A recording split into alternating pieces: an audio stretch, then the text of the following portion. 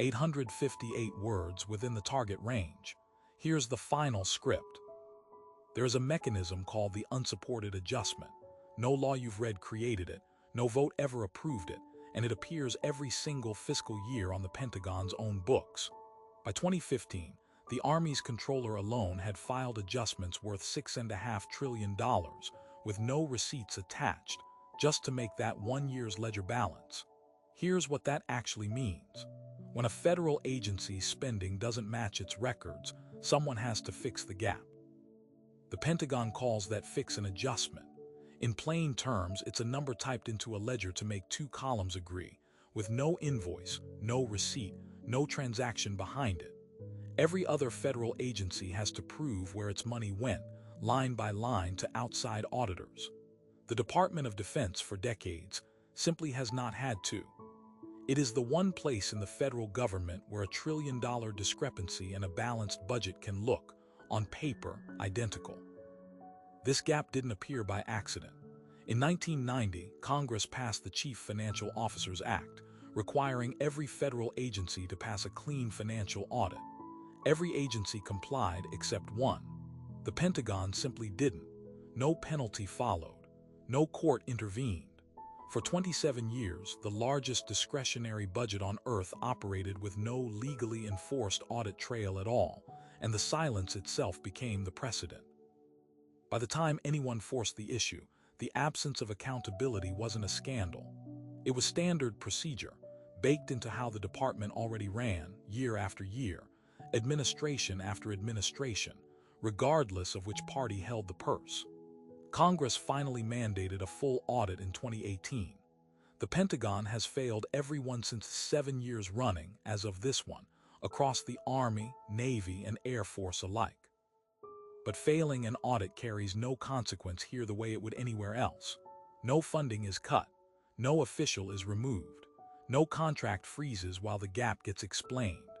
The controllers who file the unsupported adjustments are the same officials responsible for explaining them, and the same congressional committees that fund the department are the ones briefed, selectively, on where the shortfalls sit. The people who control the process are the people the process was meant to check. Remember, no one voted for this. Not the adjustment process, not the exemption from the 1990 law, not the pattern of failed audits with zero enforcement behind them.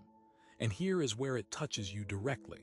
A portion of every tax dollar that funds the military moves through a system that cannot verify its own destination. Not a fraction lost to waste, a structural inability to trace the money at all. In 2016, Reuters reconstructed internal Pentagon records and found the Army had made trillions in these unsupported entries across a matter of years.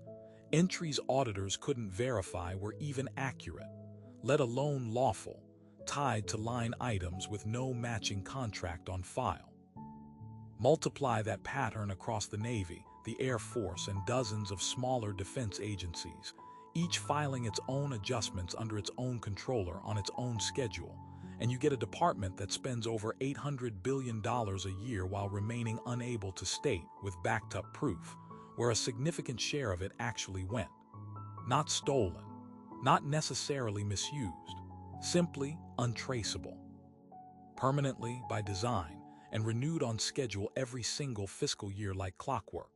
Here's the part that should actually worry you. None of this is illegal. No statute bans unsupported adjustments. No regulation caps how many a department can file in a given year. The 1990 audit law set a requirement with no enforcement mechanism attached, so non-compliance carries the same legal weight as compliance. None.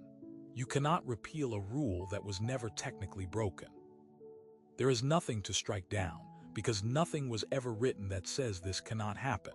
The system isn't hiding from the law. It's operating in the space the law forgot to close, and closing it now would require Congress to defund the very department that would have to enforce the fix against itself. A self-policing arrangement with no outside referee. Which is the real lesson buried in this? If the Department of Defense, the most scrutinized, most funded, most surveilled institution in the federal government, can run for over 3 decades without a working audit trail and face no structural consequence, The audit requirement itself was never really a check on power. It was a formality institutions can absorb indefinitely, as long as no outside force can compel compliance.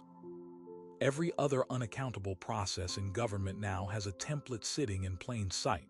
Fail quietly, long enough, and failure stops looking like failure. It becomes infrastructure. So the audits will keep failing. The adjustments will keep getting filed every fiscal year on schedule, unremarked, absorbed into next year's ledger like nothing happened. And the question no committee has ever answered out loud is the one that actually matters. If trillions can move untraced for 30 years with no one held responsible, what exactly are we assuming the word budget still means?